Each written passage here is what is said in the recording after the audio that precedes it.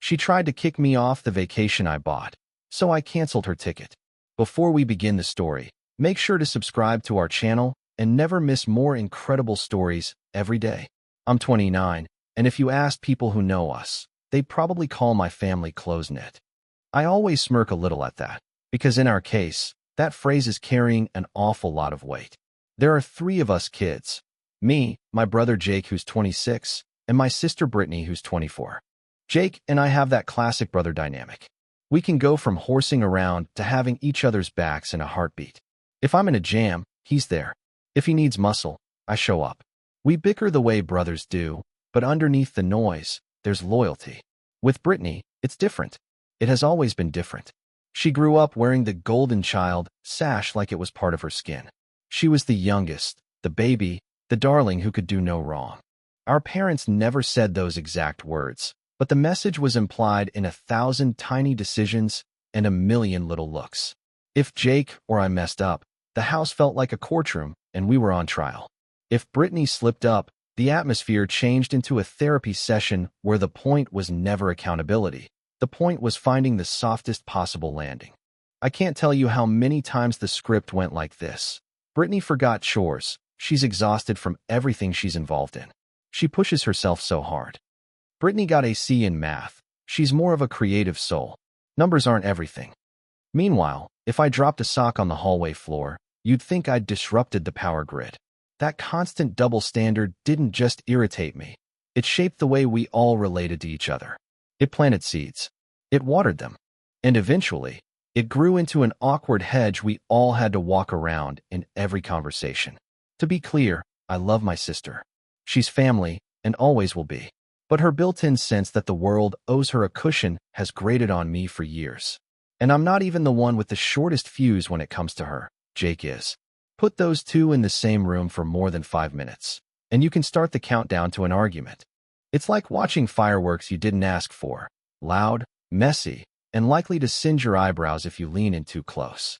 If you want a snapshot of what we deal with, think about last Christmas. We do a family gift exchange.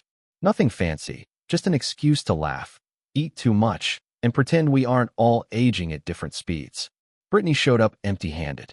Her explanation was that she was broke, a struggling student, and that we'd understand. And hey, I'm not heartless. I get what it's like to be strapped for cash. But here's the thing. 2 days earlier, she'd posted photos on Instagram of a shiny new iPhone and a pair of designer boots that cost more than my first car payment. When Jake brought that up, Brittany burst into tears and accused him of caring only about material things. Guess who our parents comforted? You already know the answer. Despite all that, I tried to be the grown-up. I told myself that time softens edges, that we all mature.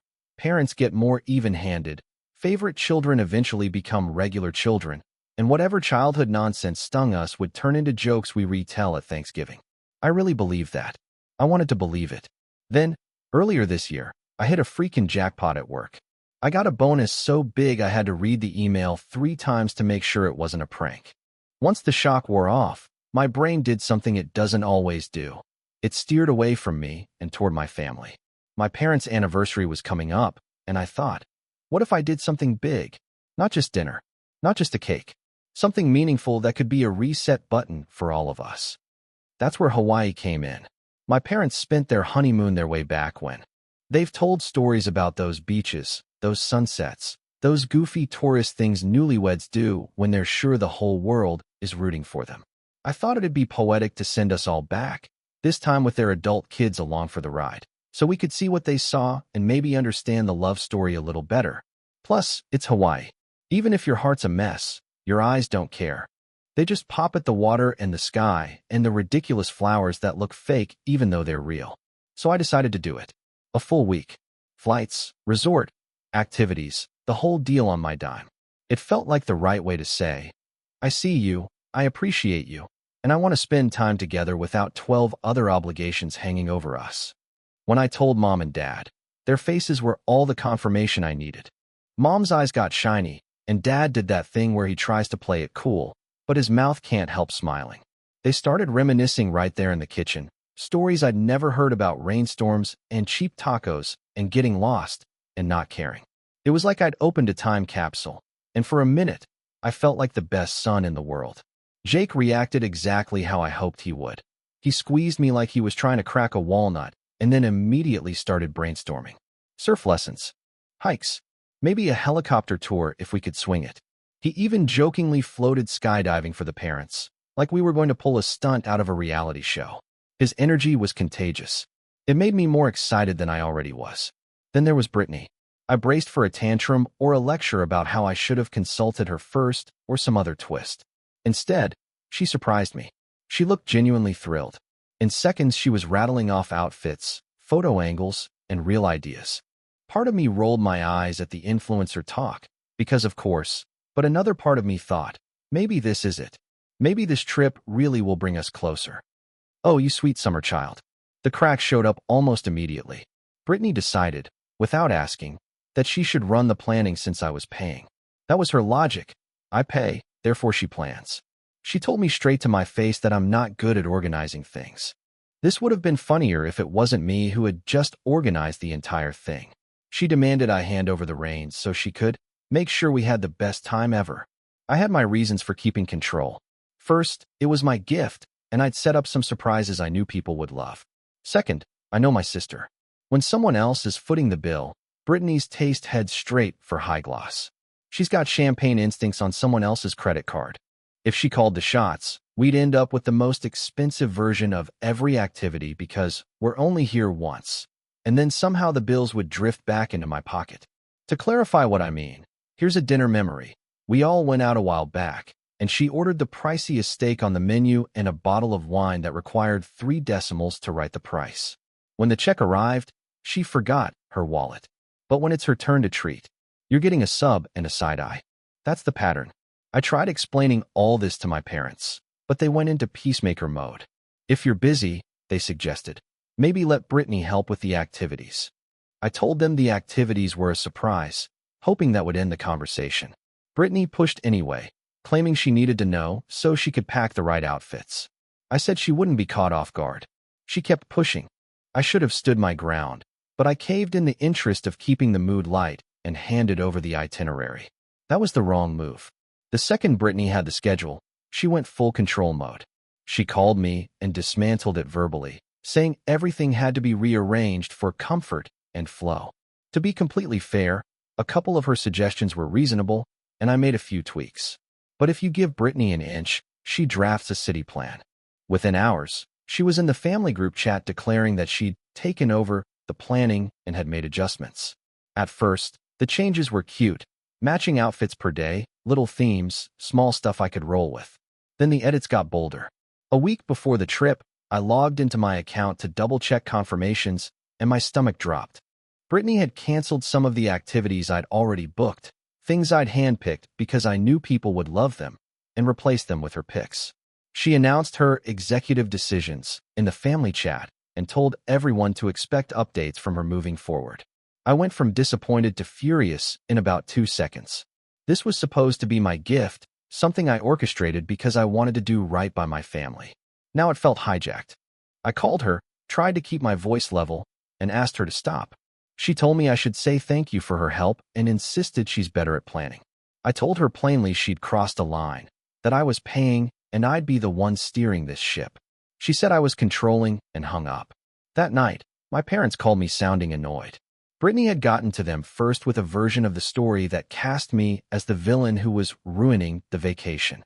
I tried to explain without spoiling the surprises I had left, but it was clear they were leaning her way. She's excited, they said. Let her have some control.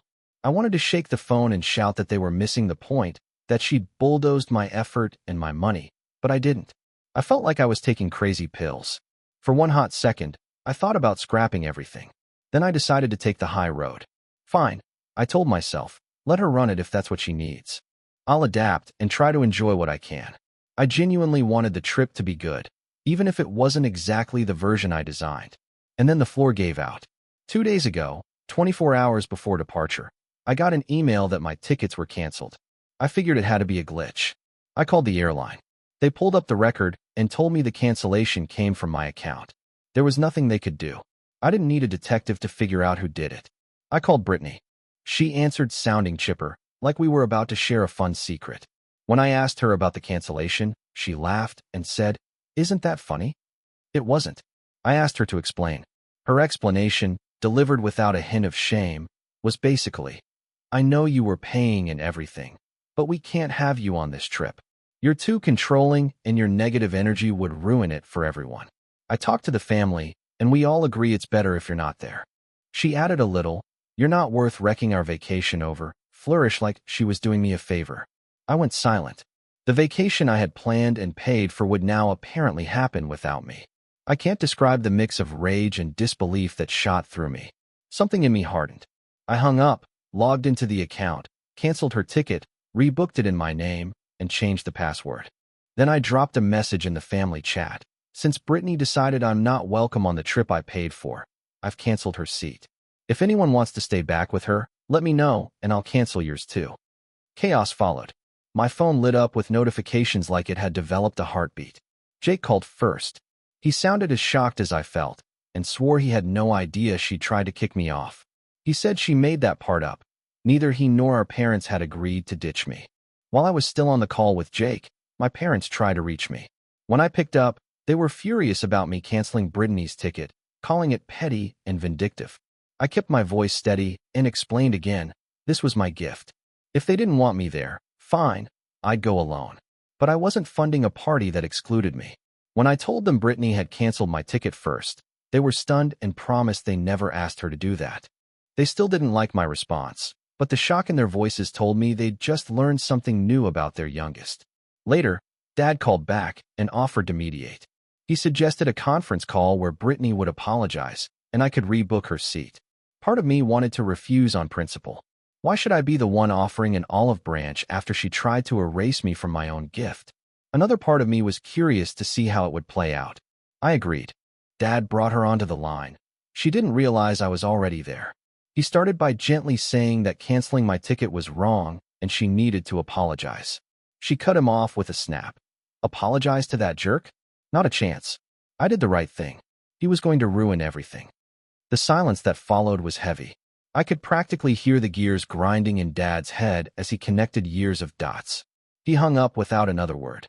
I called him back after a minute and asked, "Do you see it now? Or do you still want me to take her?" He took a long pause and finally said, "I'm torn between two of my children. I don't know what to do." As weird as it sounds, I felt relief. Not joy, just relief that he was at least seeing Brittany without the halo for once. Where was I at that point? Honestly, a mix of emotions. I knew I'd done the right thing by drawing a line. I also hated that a trip meant to bring us together had turned into a battlefield.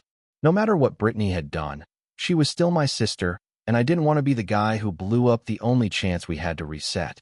But I wasn't going to set myself on fire to keep her warm either. I decided to stick with the plan. Jake and I would go. I'd let my parents decide for themselves. I'd be courteous, but firm. Boundaries weren't moving. So, that's where it stood, bags packed, ticket in my name. Excitement replaced by a knot in my stomach. Jake was in, my parents were on the fence, and Brittany was no doubt drawing up revenge blueprints. Whatever happened, I could at least say I stopped being a doormat. And if it came down to it, Hawaii's still beautiful even if you're flying solo. AITA for canceling my sister's trip that I bought with my own money? Alright, here's what happened next. Because apparently the first explosion wasn't enough for our family, Brittany decided she wasn't done. After I posted in the group chat that I'd canceled her seat, she went nuclear. I'm talking meltdown of the century energy. Instead of pausing for reflection or offering any kind of apology, she moved straight to phase 2 of chaos. Try to recruit Jake. Out of nowhere, she called him pitching the world's dumbest plan. She wanted him to co-sponsor the trip with her so everyone could go without me. Jake asked the only question that mattered. "Do you have the money for that?" She said no, but promised she'd pay him back soon. If you could have seen his face. I'm guessing it was a mix of disbelief and, "Oh wow, you're serious." For context, Brittany's approach to employment is casual. She picks up shifts at a coffee shop when she feels like it, and punctuality is not part of her toolkit. She's been fired more times than I've changed phone cases. So her promise to pay soon had about the same structural integrity as a cookie in a rainstorm. Jake decided to test the limits of her plan. He asked if she was really serious. She said absolutely, and if Hawaii was too expensive, They could switch to Mexico. I wish I were kidding. That was her brilliant pivot. Downgrade the already paid-for Hawaii vacation to a DIY Mexico trip funded by Jake, with him on duty as her official Instagram photographer. The audacity was impressive, in a please stop talking kind of way. Jake kept his calm and pointed out why that made no sense. Why pass on a free Hawaii trip to pay for a different one? She didn't enjoy that reality check. She hung up, then hit his phone with a barrage of insults, rude enough to make a sailor raise an eyebrow. Suddenly, he was a selfish jerk and a mama's boy because he wouldn't bankroll her vacation. That's how quickly she flips the script. When that plan fizzled, she turned the jets on our parents. She showed up at their place in full tear mode, doing the "I've been abandoned, you're tearing the family apart" routine. To their credit, Mom and Dad actually stood firm. They told her if she wanted to go, she needed to apologize to me. That was the ticket price. In Brittany land, apologizing is a foreign concept. She insisted she had done nothing wrong and that I should apologize to her for making her look bad and buying everyone's love with my bonus. Somehow, generosity had become a conspiracy in her head. Mom and Dad called me and asked if I could be the bigger person and just let her come. I said no, not out of revenge, but because rewarding that behavior was a guarantee it would happen again. I kept the door open, apologized, and we move on. She chose not to walk through it. The day of the flight arrived, and the mood was strange. Jake bounced around like a kid on Christmas morning. My parents moved like they were heading to a memorial, not tropical paradise. You could read the thought on their faces. We should all be here. And I get it. But that wasn't up to me. Hawaii did what Hawaii does. It's tough to cling to anger when the water is crystal clear and the sky keeps painting sunsets like it's showing off. I threw myself into making the week great. We did a private luau that made my parents grin like teenagers. We tried snorkeling and laughed through the awkward parts. We even sprung for a helicopter ride and watched the coastline twist in ways that made your brain go quiet. Day by day, I watched my parents relax. Real smiles, not polite ones. Brittany still tried to sling negativity from afar. My phone buzzed day and night with her alternating between rage texts. "I hope you all get sunburned and eaten by sharks," and pity messages. "I can't believe my own family would abandon me." Mom and Dad checked in with her out of habit, but even they began to see the pattern, the manipulation, the whiplash, the way she centered herself no matter what the situation was. Distance helped. It gave all of us a fresh angle on behavior we'd normalized. By the end of the week, we came home with a pile of memories and a dangerous number of souvenir t-shirts. My parents told me, with real warmth, that they'd had a wonderful time and thanked me for everything: money, planning, and patience. That meant more to me than I expected. Back home, Brittany blocked me on every platform. She told our parents they had chosen me over her and threatened to cut them off too, which didn't carry much weight considering she still lived in their house rent-free. She went after Jake as well, calling him a freeloader for accepting a gift from his brother while somehow believing she was entitled to the same gift plus control over it. Logic, meet the door.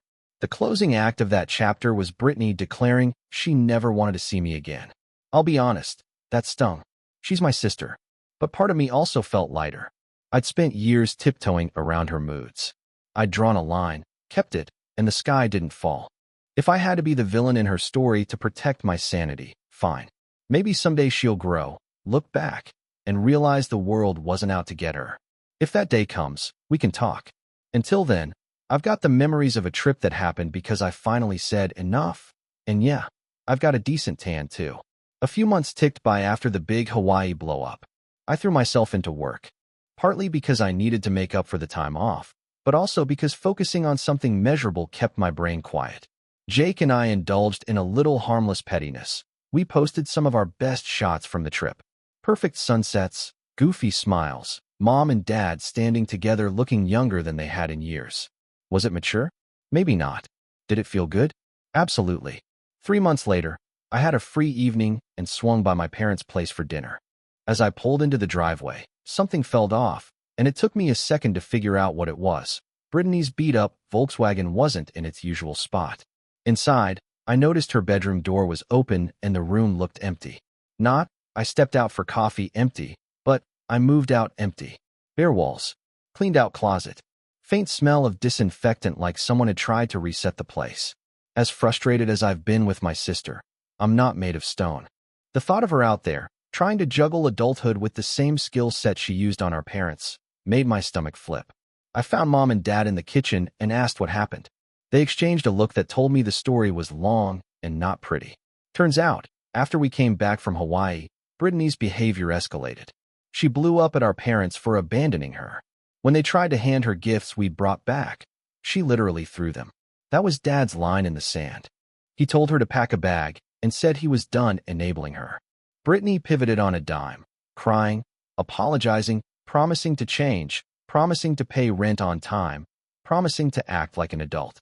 But Dad had hit his limit, and Mom, who has always been Brittany's soft place to land, didn't stop him this time. To be fair, they didn't just toss her out into the night. They helped her find a small apartment, paid the first 2 months of rent to give her a runway, and gave her a very direct speech about responsibility. If you're wondering whether I thought that was too generous, I did. I kept my mouth shut, though. The goal wasn't revenge, the goal was change. For the first couple of months, things seemed okay.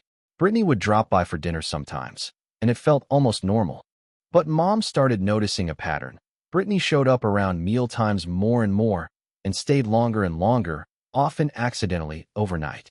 At first, my parents chalked it up to homesickness. But after a while, the pattern was too obvious to ignore. They sat her down. That's when the truth came out.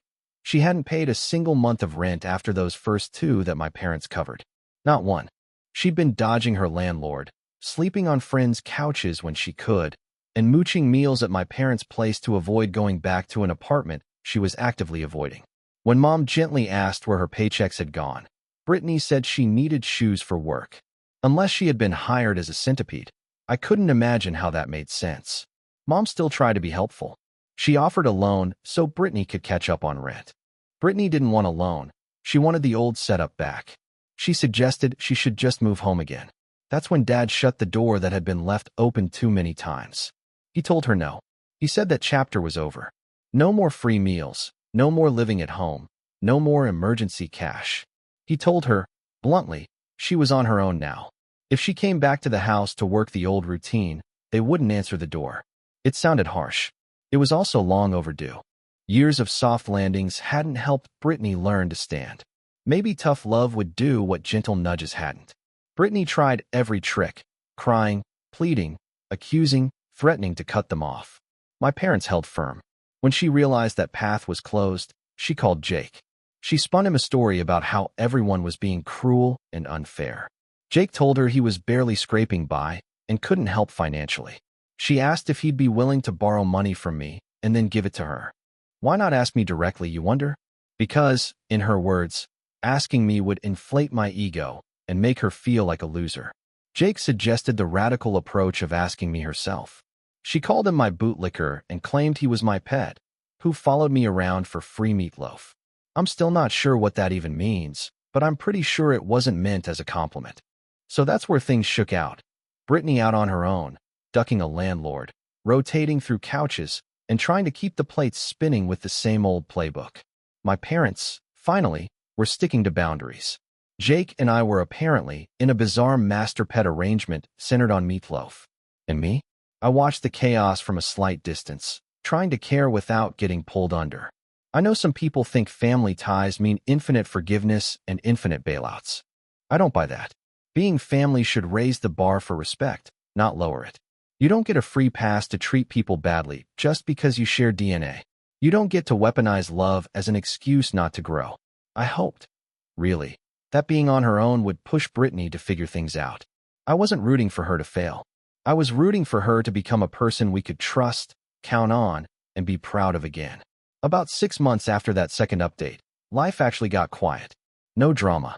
No late-night phone calls. No emergency texts. We started a new habit. Weekly family dinners at my parents' place. Simple stuff. Mom cooking, Dad pretending not to care who won the game on TV. Jake and me doing our best to distract each other from eating all the bread before the main course. It was a Sunday like that. Calm, normal. Mom had 3 pans going and a 4th on standby. Dad had the game on low. Jake and I were in the living room, locked into a Mario Kart battle that felt more important than it should have. And then there was a knock at the door. We all froze because nobody knocks. We all have keys, and the people who would drop by know to text first. We traded looks that said, "Are you expecting anyone?" Then we heard a voice we all recognized. "Mom? Dad? It's me, Brittany." You could feel the air go thin. Dad stood up and squared his shoulders like he was about to walk on stage. He opened the door, and there she was. Brittany looked worn down. The careful hair was in a tired ponytail. The usual aspirational outfit had been replaced by wrinkled clothes that looked like they'd doubled as a blanket. For a second, I felt a tug of sympathy.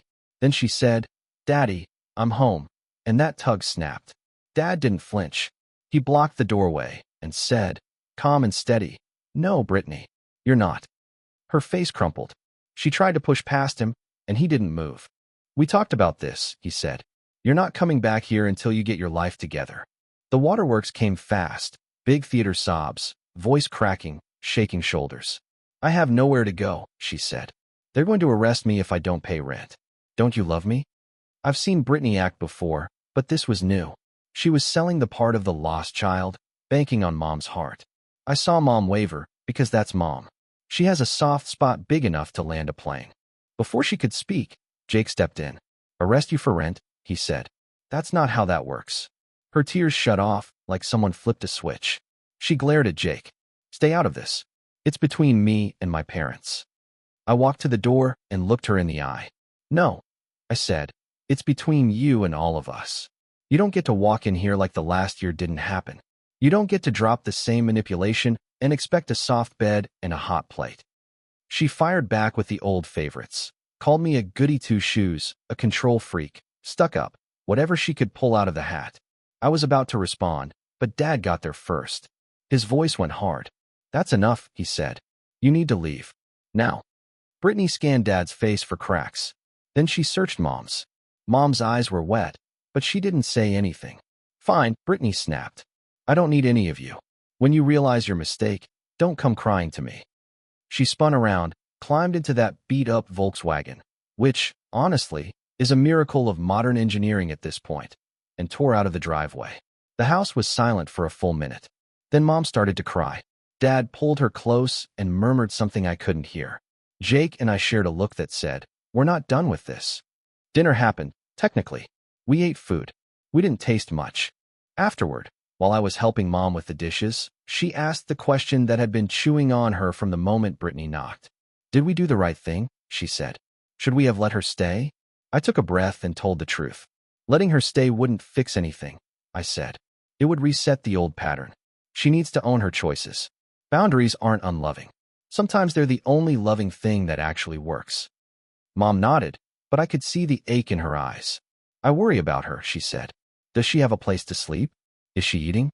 What if something happens?" "I worry too," I said, and I meant it. "But she's an adult. If she wants to change, she knows what to do. She can apologize. She can take responsibility. She can ask for help without attacking the people she's asking. If she does that, we'll be here." Driving home that night, I laughed once. Not because anything was funny, but because sometimes the absurdity of life gets so loud that your only option is to let out a small, tired chuckle. I thought about writing all this down someday. Living with Hurricane Brittany, a survival guide for the chronically entitled sibling. I'm not saying it'd be a bestseller, but I think a lot of people would nod along. Where things stand right now, Brittany is out there figuring out her next angle. My parents are holding the line, finally. Jake and I are trying to be supportive without letting the old habits creep back in. I still hope for a day when Brittany breaks the pattern and picks a different path. Maybe that starts with a real apology and a job she shows up to, day after day, because that's what grown-ups do. Maybe it doesn't. I don't control that part. I control me. I control my boundaries. And I control whether or not I let my own generosity be used as a weapon against me. If there's a lesson in all of this, it's that love without boundaries becomes fuel for resentment, and boundaries without love become walls. The trick is finding the line where you can stay soft-hearted without becoming a doormat. I'm still learning where that line is, but I know I'm closer to it now than I've ever been. And for what it's worth, Hawaii really is as beautiful as people say, especially when the people with you decide, even for a week, to lay down their weapons and be a family again. Even if not everyone made the flight, those days were real. The laughter was real. The gratitude was real. That matters. It doesn't fix everything, but it matters. If you've read this far, thanks for sticking with me. I'll update if anything changes. Until then, I'm going to keep showing up for the people who show up for me, keep rooting for my sister from a safe distance, and keep a firm grip on the part of the story I can actually write. And yeah, I'm still working on mastering the blue shell in Mario Kart. Some battles are eternal,